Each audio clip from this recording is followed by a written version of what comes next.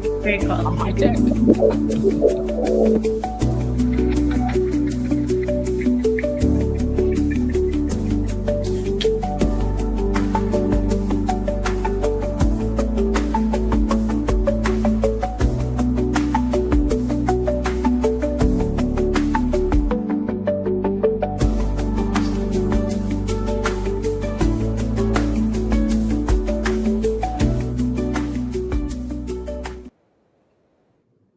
Welcome to another edition of Rock and Recovery. I'm your host, Jay. Today with me is a special guest, Katie Rizzo. And before we get into her story, I just want everybody to know this is all about a little bit of hope. And for me, hope means hold on, pain ends. If you're struggling from addiction, or if you're struggling in recovery and you just can't see a way out, hold on. Just stay here, stay another day. Hold on, the pain will end. Put in the work. It's all up to you. So on that, Katie, thank you for being here. Thank you for taking time out of your day and sharing your journey and your story. Uh, I know there's some tragedy and I know there's some heartbreak, but through it all, I think we find and we get closer to our higher power. And mine is Jesus Christ, and that's the only reason I have been able to recover from my illnesses is through Him. So thank you for being here, and I'll let you introduce yourself, and we'll go right into your story. Okay, thanks, Jay. I'm really glad to be here because I feel like if anything good can come out of my son's death, it's that I hope that other people hear a story of addiction. And I really hope that somebody who is listening will hear that they're worth staying and they're worth giving it a chance. And so a little bit about me is I raised 3 beautiful boys in Gilbert, Arizona. I was a high school science teacher, and I got the gift of teaching at the same high school that my boys went through. Our oldest son, Nicholas, played soccer, and he was pretty good at it. He was one of those kind of kids who had a lot of anxiety, which I think people who have addiction tend to have anxiety. And he was most comfortable out on the soccer field. He looked free.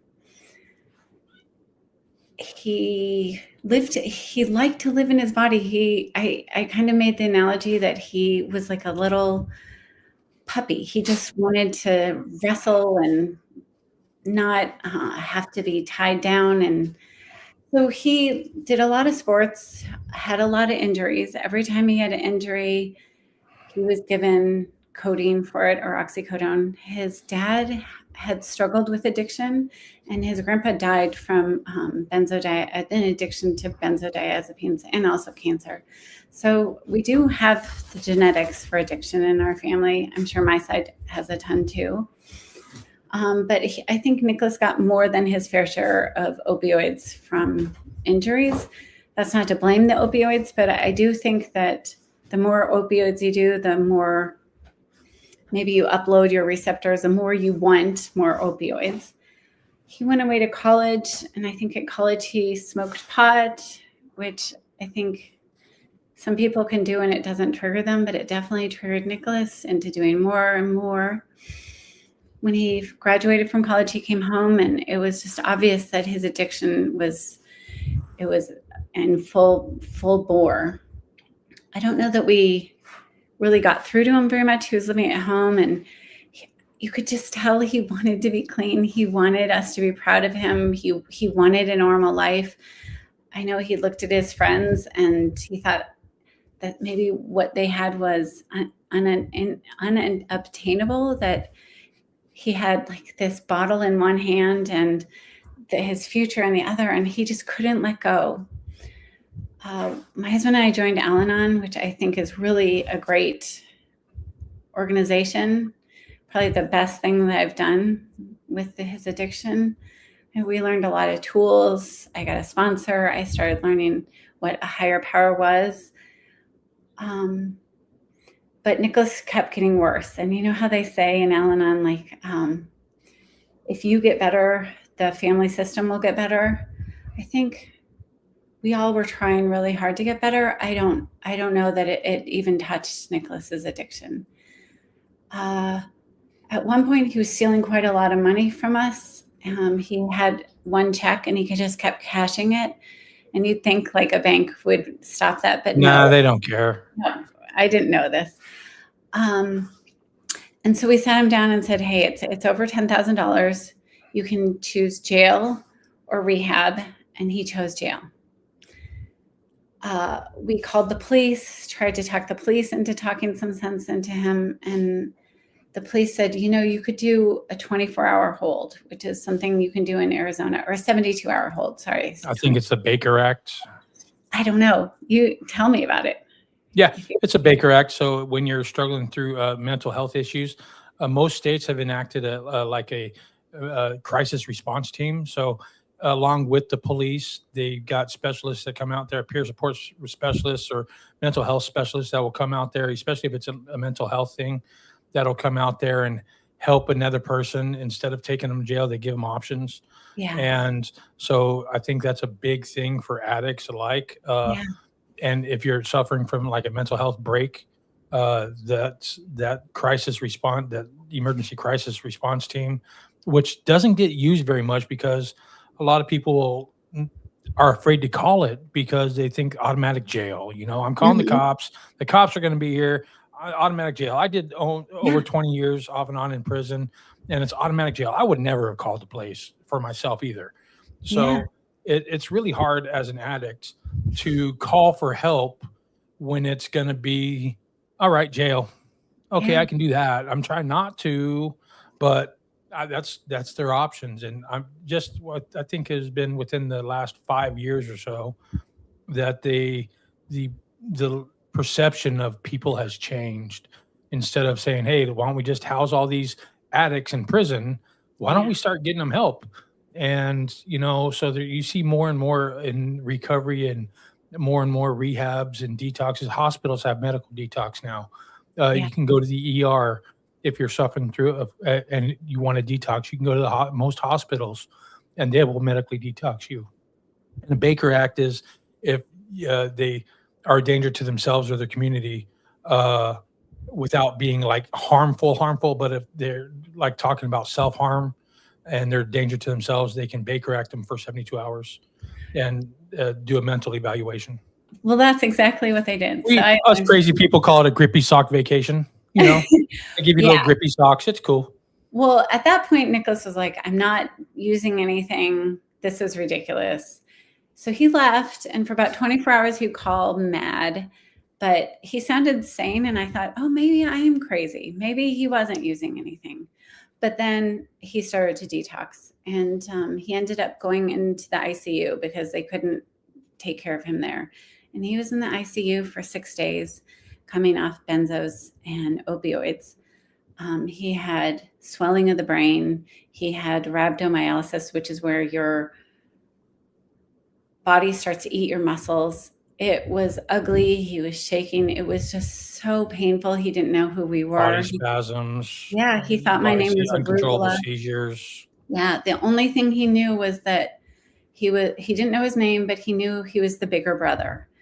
And he was. I mean, maybe that's the one thing he really was down in his core. So it was awful to watch my sweet son go through this. And I had hope, but it wasn't the kind of hope you were talking about. It was kind of a false hope because I think I forced him into his bottom. And he got out of the hospital, and the only reason he agreed to go to rehab was if we would pay for his apartment. So we were pretty good at manipulating him. The rehab system didn't really work. I got a question on that is because were you manipulating him or was he manipulating you? Because there's, I'll go if is a manipulation tactic, and he was using it towards you to get what he wanted, which is a guaranteed place to stay, which all addicts, I think, we don't worry about where we're going to stay. My mom's in the chats. I used to ghost her. I ghosted her for over 30 years. And anytime she would call, I'd come up with some kind of excuse of why not to be there, set a date, and then, I blew it off. Drugs were too important in my life to recognize. I lost communication. She was glad when I went to jail because at least she knew I was okay and I could manage jail. And I wasn't on the street and she wasn't getting a call say, "Hey, do you know this person?" Well, Yeah. you need to identify them, you know. Yeah. And so, and through recovery, I found Celebrate Recovery, and through that and the way I had to recover, our bond has gotten stronger, and we've got to know each other again. So That's beautiful. And your mom is a real lucky woman. So, she wrote me off. So I don't know if she ever wrote me off, but she used to.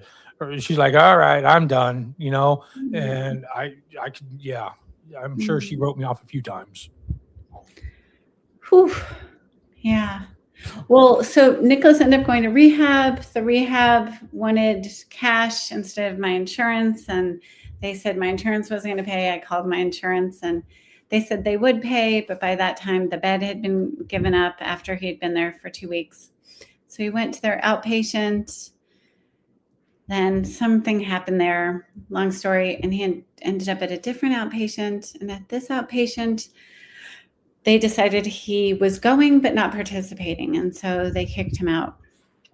And I know he went home, and I think he started using the same amount that he was using before, and that was his end. Yeah, so I'm hoping that anybody who's listening, that they understand that I feel like Nicholas had so much shame, like he didn't feel like he could ever get through that shame, like all the bad things he had done. And looking back, they're all so little compared to his life, right? And as quickly as he went down, I know there's a saying in AA, as quick as you go down, that's how quick you can go back up. And I really think that my son's brain was telling him one thing and it wasn't real, that people didn't love him anymore, that the drug was better. I'm sure it felt much better, but I think there was a place for him in this world. And I think if we could have, I kept thinking like, he just needs 6 months clean and maybe his brain will start like snapping in and realizing that all these other lies that he's been telling himself about the drugs and how he needs them, that he actually can live without them. What was his drug of choice? So he liked downers. I think he had a lot of anxiety, and I think benzos were his drug of choice. He ended up dying of a mix of benzos and oxycodone. So he was like a downer. He was more of a downer. Yeah, and he actually had when he passed, we found that he was seeing a doctor and getting them legally for 3 years, and wow. He also was on Reddit because I've read a bunch of his posts. He was on Reddit getting them. He had tried fentanyl, but first, I think it was really hard. I think it scared him. I don't think he wanted to die. So was this an accidental overdose? He got out of rehab and thought he could use the same amount as before? I think so, yeah. I mean, he didn't leave a note. He had laundry, going. He had dinner out. So I think he was just trying to stave off some of the pain. And I just can't believe that he would want to leave us or leave the world. I think, for speaking for myself, and I've talked to a lot of people that have came out of overdoses, and I've watched it, and I've talked to a lot of people that they're family members of overdose people, and I think it's not that they want to leave the world; it's that they don't see a place in it, and they're tired of hurting everybody else around them when it comes down to it, because nobody likes to hurt their family. Nobody. No. If you got a heart and you care for people, nobody likes to hurt your family, And so there comes a time, I've thought about it, there comes a time where you get tired of hurting the people around you because of your addiction, and you can't get out of your addiction. And it feels like the only thing you can do to stop somebody else's pain is do that. And for the accidental overdoses, like you saying, your son, Nicholas, when you go into rehab, if you relapse, it's more dangerous because you think you can go right back to using the same amount, Yeah. and that becomes more dangerous than if you were just out on the street using.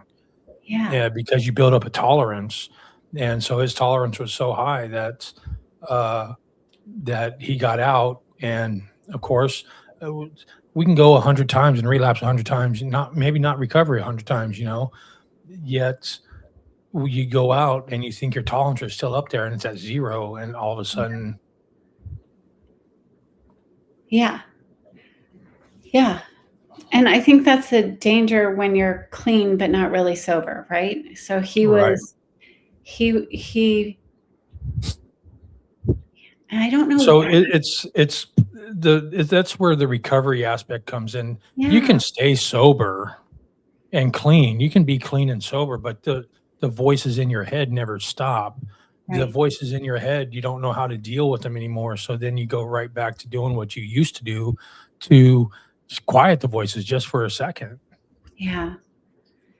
And um so just recently my dad was in the hospital. He's fine, but they removed one of his upper left lobe for because he has cancer. When they did that, they were giving him a bunch of codeine. And as a mom who just lost a kid to addiction, it just felt like too much. And they have a drug, it's called, I think, Juvenex or Juva something. And it's brand new, it's non addictive, and it's not in the codeine family.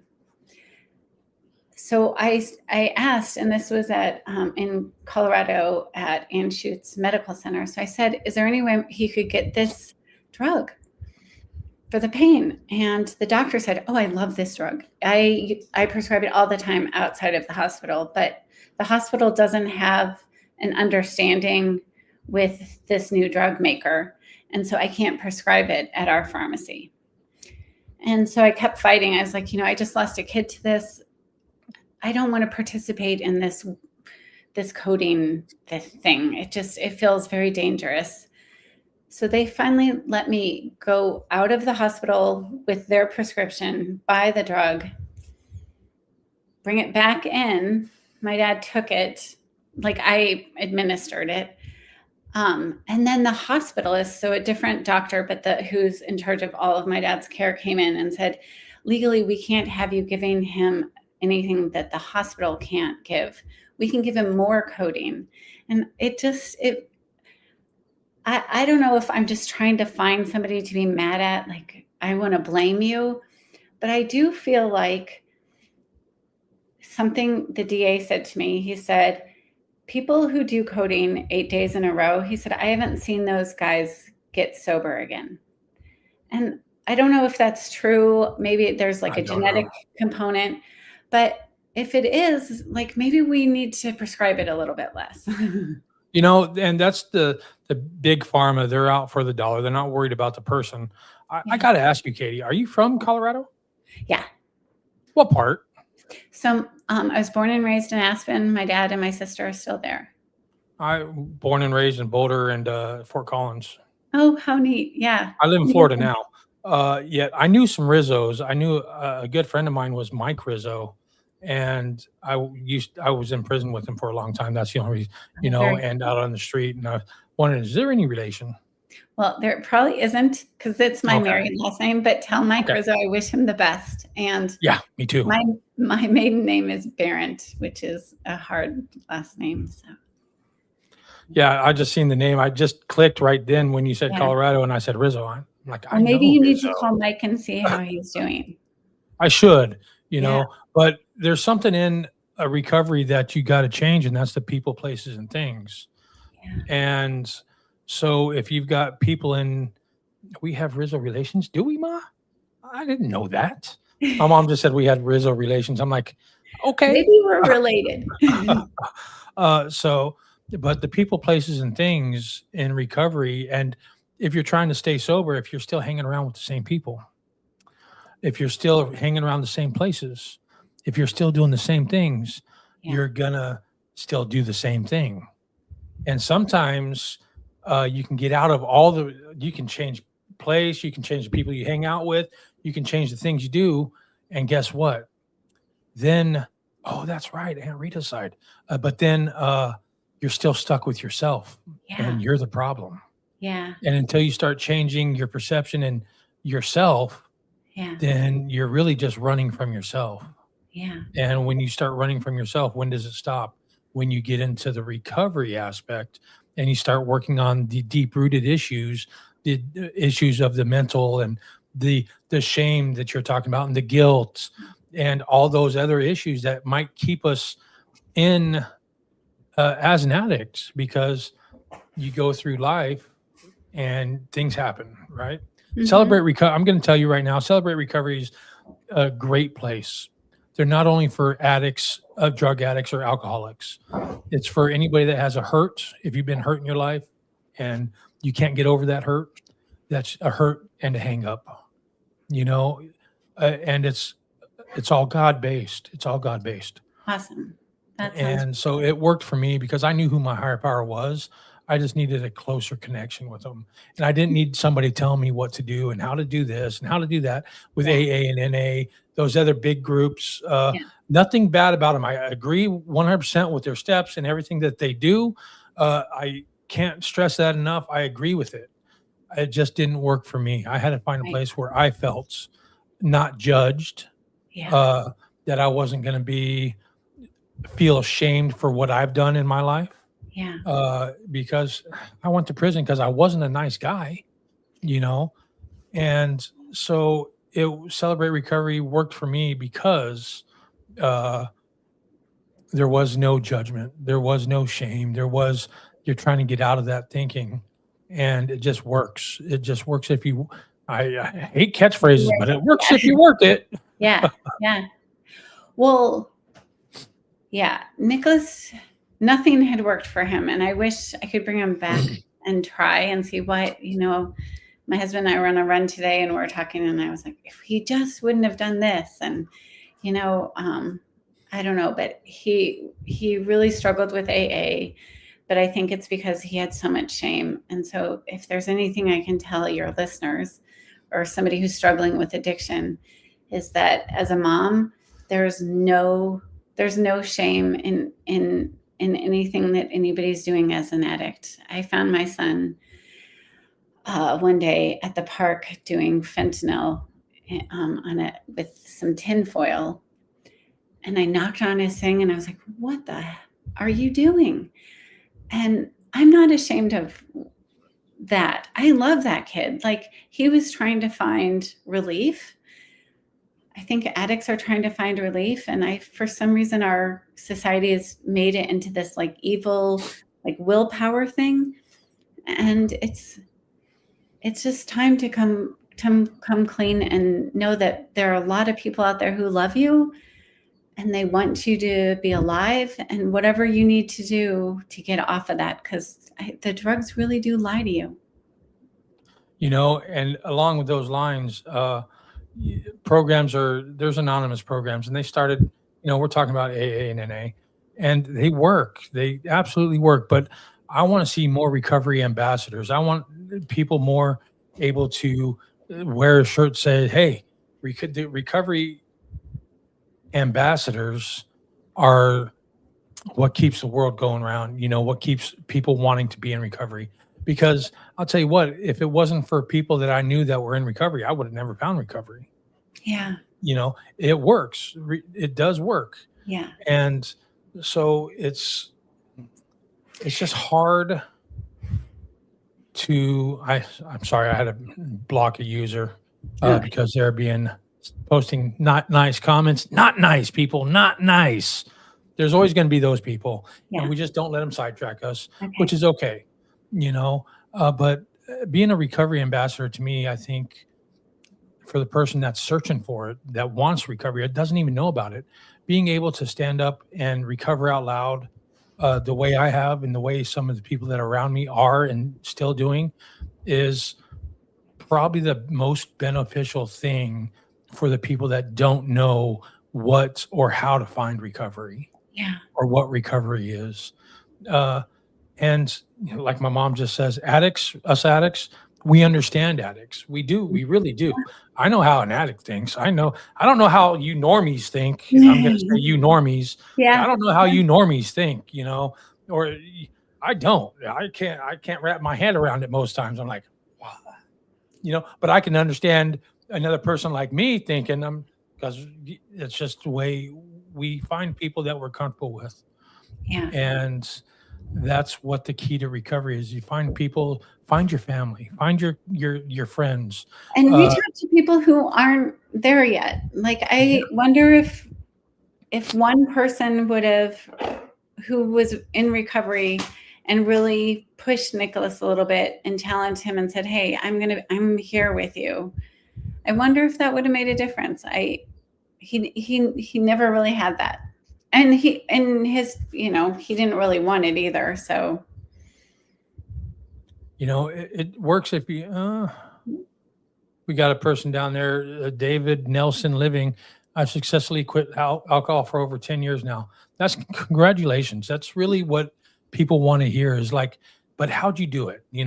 Okay, so you quit, but now what are you doing and how'd you do it? yeah. And I think that's great. I think anybody that has some sober time, clean time, I don't care if it's one day, 24 hours, 12 hours, it doesn't matter. As long as you keep doing it and you show up for yourself. And that's what life's all about, is showing up for yourself. You got to show up for you before you can show up for anybody else. With honesty, I think that that's something that Nicholas's death taught me. Is after it happened, I sat down and every morning I would just journal. And I'd never written poetry, and I started writing poetry, and I started posting it on the internet. And it wasn't great poetry, and sometimes it was great poetry, but it was that I just wanted the world to know, like, this is who I am. Like, I'm not going to be anybody else anymore. I'm not going to try to put on this facade that we're a perfect family, we're doing well. We're not. We're kind of in this pit of grief. And I started journaling, and that's why I got on your podcast, is for the two books that I have coming out soon. But it's nothing good can come out of my son's death. Like, I want him back, and I'm a different person. That person is somebody who is very real. And I'd like you to change that statement, because you just said nothing good can come out of your son's death. I think that's false. There's a lot of good I that don't can know. come out through his story, through oh, trust me, there's a lot of good I that you're want him doing back. right now. I hate when people are like, "Oh, it's so great you wrote a book," because now, and Yeah, I'm like, no, that's not the I want him you're sharing back. his story. You're sharing his story, and that right there is going to help somebody else. I That's really good. hope so. The other thing, Jay, is I have a really good friend who works in a rehab here in Phoenix. Oh, detox, sorry, in a detox. And it's private pay only. For the first time since it's opened, it only has one patient in it right now.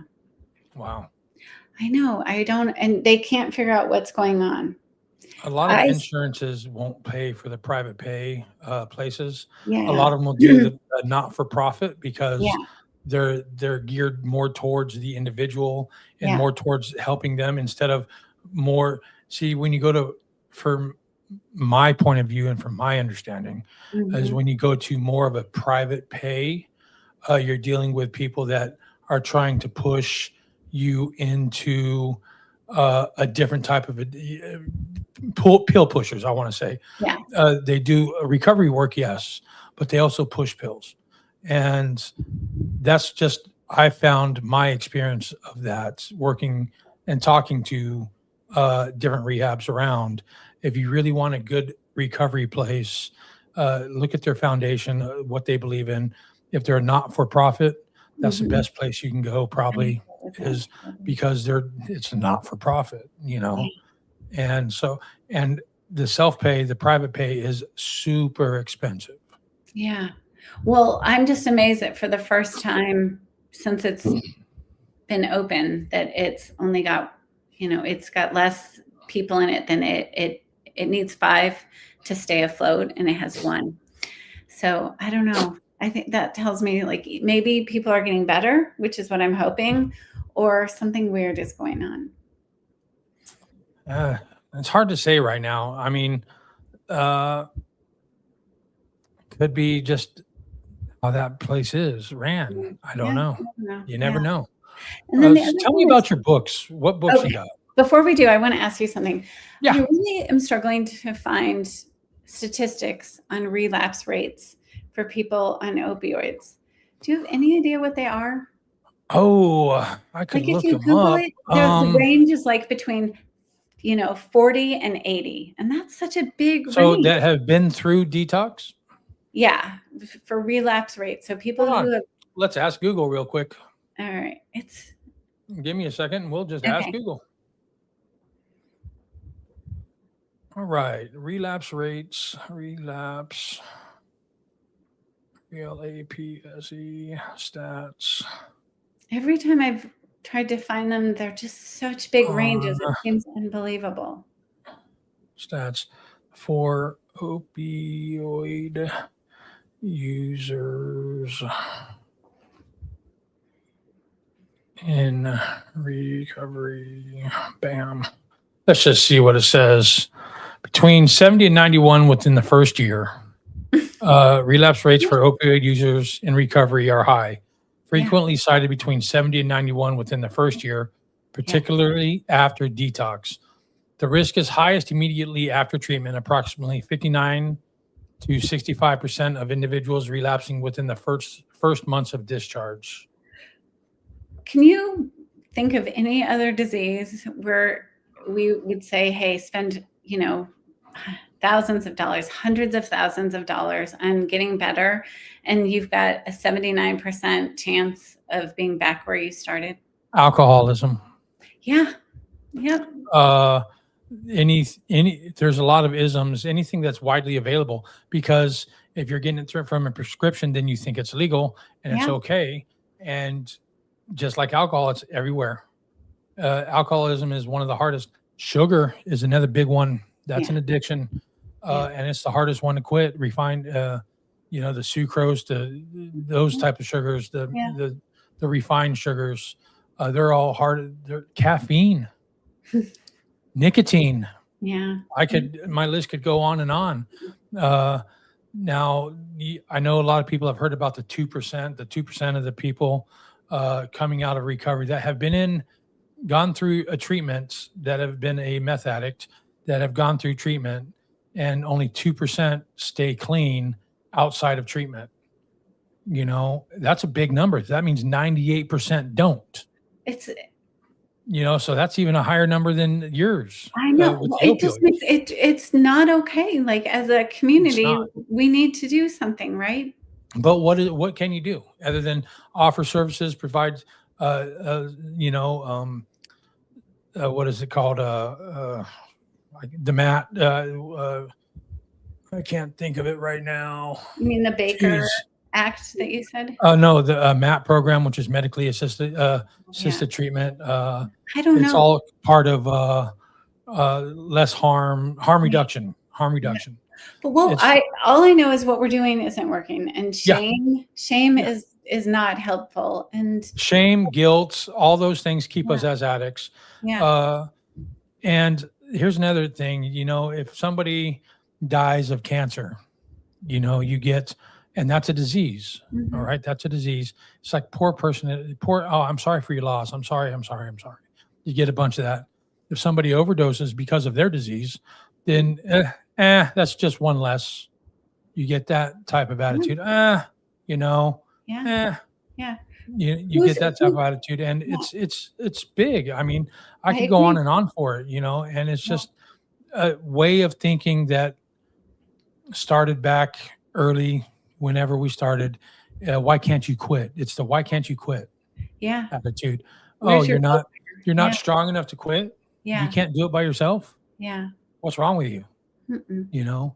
So that also keeps a lot of addicts as addicts, is that asking for help.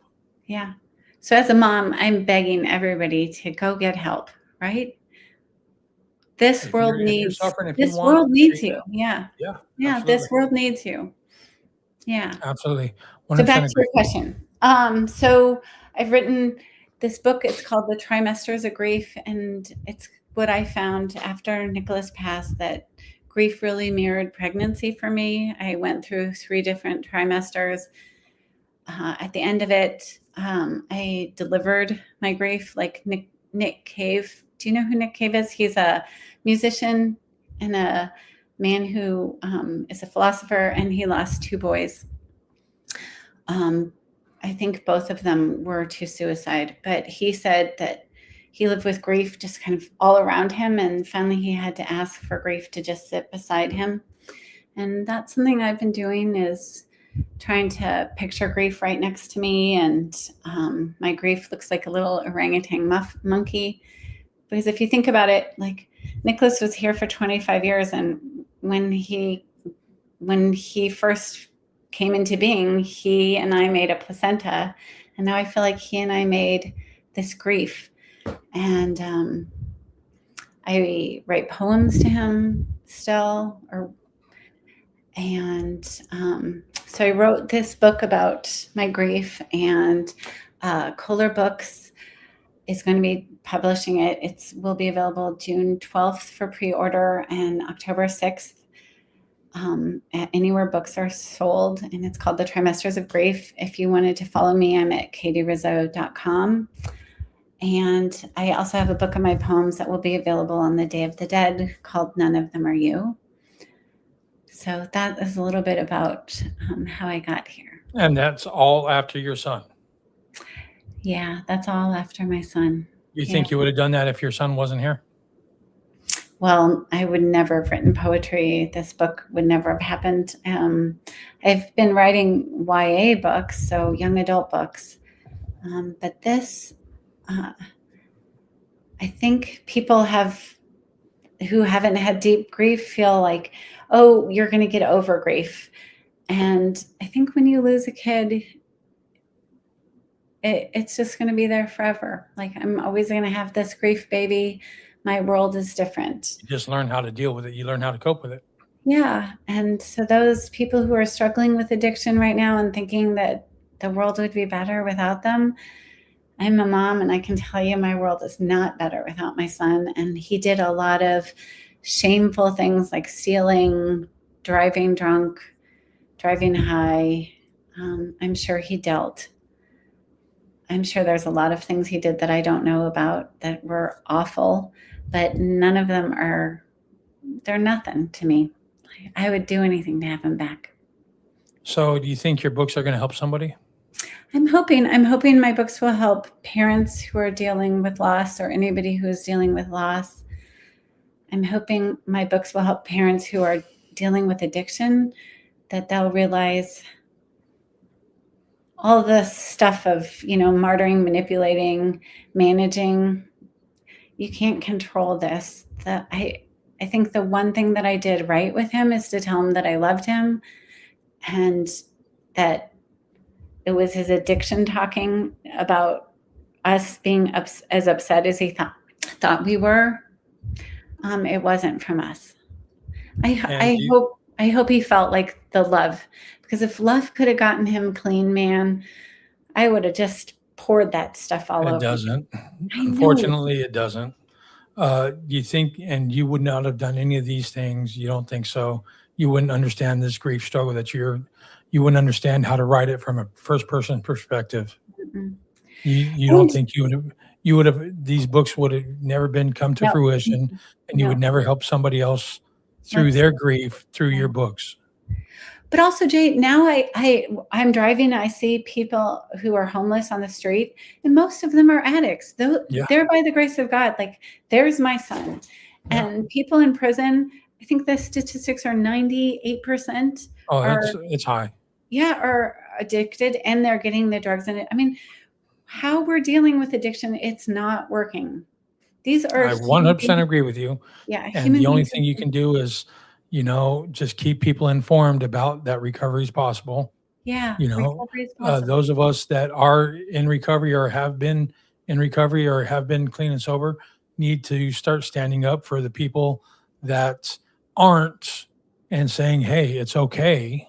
Yeah. It's okay, because it's possible if you want it. But Yeah. that's the key. That's the key right there is if you want it. You can't really force it. Yes, there's forced sobriety. There's not forced recovery. Forced sobriety will never work because you're not working on the root of the cause. Yeah. There's forced sobriety. That means being locked up, going to a treatment center, detox, whatever. That's being forced. But unless the person wants it, like that old saying says, you can drag a horse of water, but you can't make him drink. You can shove his head under the water until he drowns too, and he's still not Mhm. going to take a breath. You know, unless the person wants it, then it doesn't matter how much you love them. It doesn't matter how much you show them. It doesn't matter whatever else until there's a defining moment in their life that wakes them up. And it's called desperation, the gift of desperation.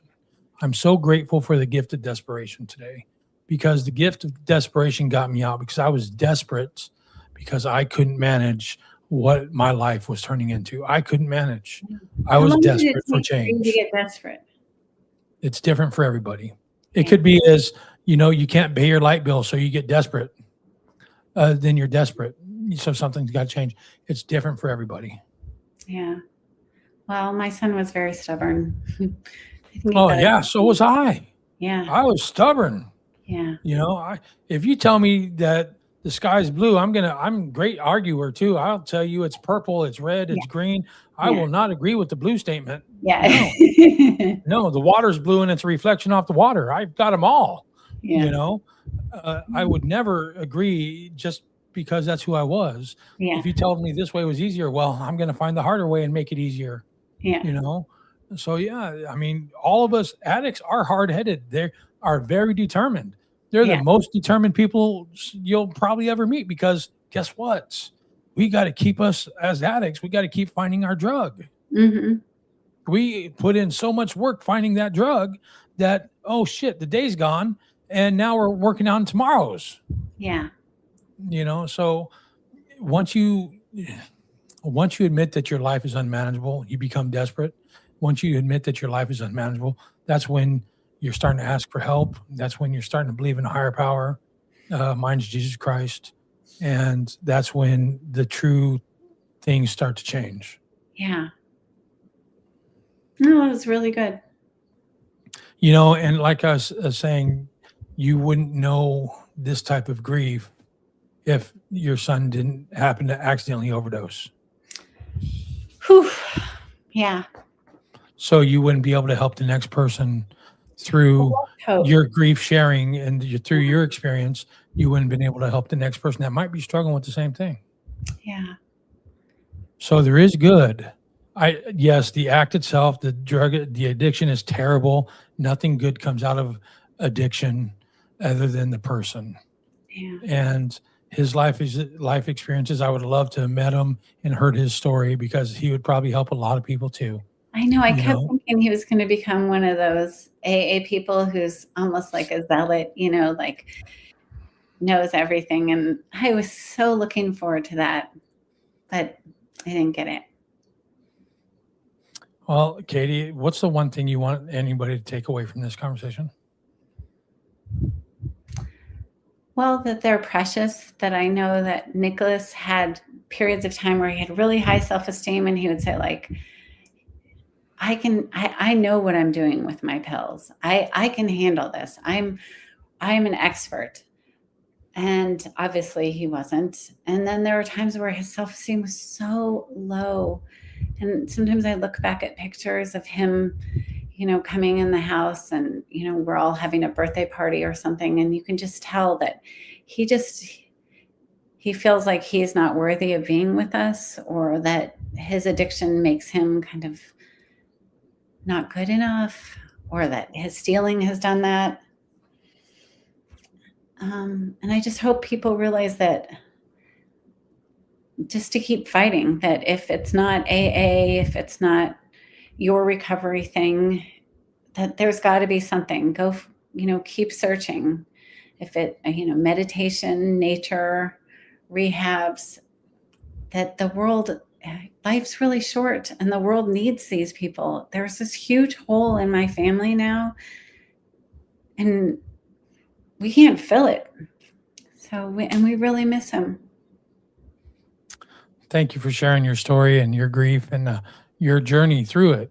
I really do appreciate it. Thank you for taking the time out of your day so we could talk about your son, Nicholas. Oh, I thank you. know that was probably a little bit of freeing and a little bit hard at the same time. I just want to encourage you to just keep doing it. Just Okay. keep sharing his story, keep sharing your grief. The more you do it, the more you're going to help somebody else through his story, through your story, through the shared grief. So I really do appreciate you being here. Oh, well, thank you. My love to you and to Brittany. Thank you. And Yeah. on that, that's Rockin' Recovery. So keep rocking your recovery. If you want to be a guest on the show, let me know. Send me an email. We'll get you on here. Thank you, Katie.